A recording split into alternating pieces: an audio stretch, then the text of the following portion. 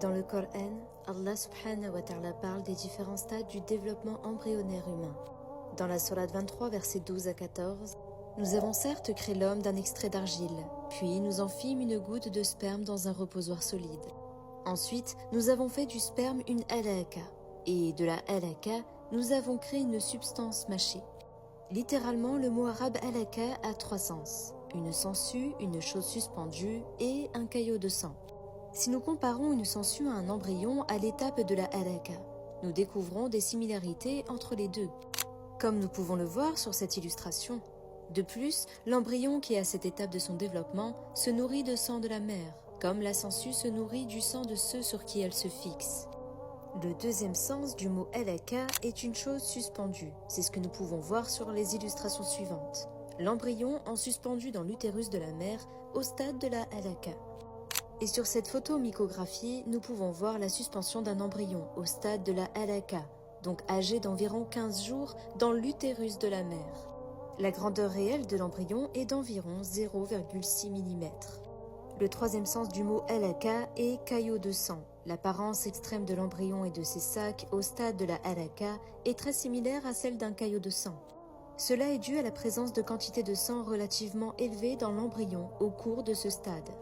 Aussi, durant ce stade, le sang contenu dans l'embryon ne commence pas à circuler avant la fin de la 3e semaine. Donc, l'embryon à ce stade est comme un caillot de sang. Comme nous pouvons le constater dans ce diagramme du système cardiovasculaire rudimentaire d'un embryon au stade de la alaka. L'apparence externe de l'embryon et de ses sacs est similaire à celle d'un caillot de sang.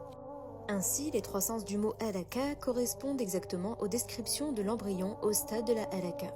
Le stade suivant, mentionné dans le verset, est le stade de la mudga.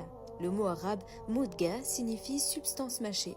Si quelqu'un mâchait un morceau de gomme à mâcher et le comparait à un embryon au stade de la mudga, il verrait que l'embryon à ce stade prend l'apparence d'une substance mâchée.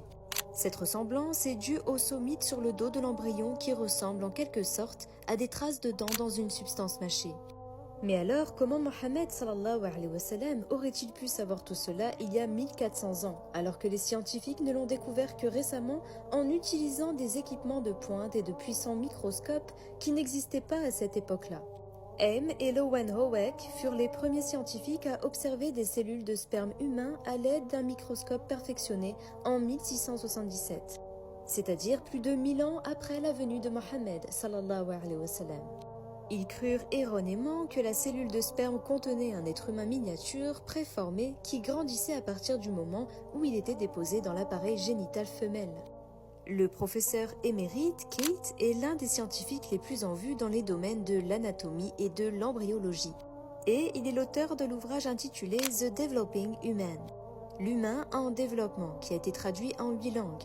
Ce livre est un ouvrage de référence scientifique et il a été choisi par un comité spécial aux États-Unis comme le meilleur livre rédigé par un seul auteur.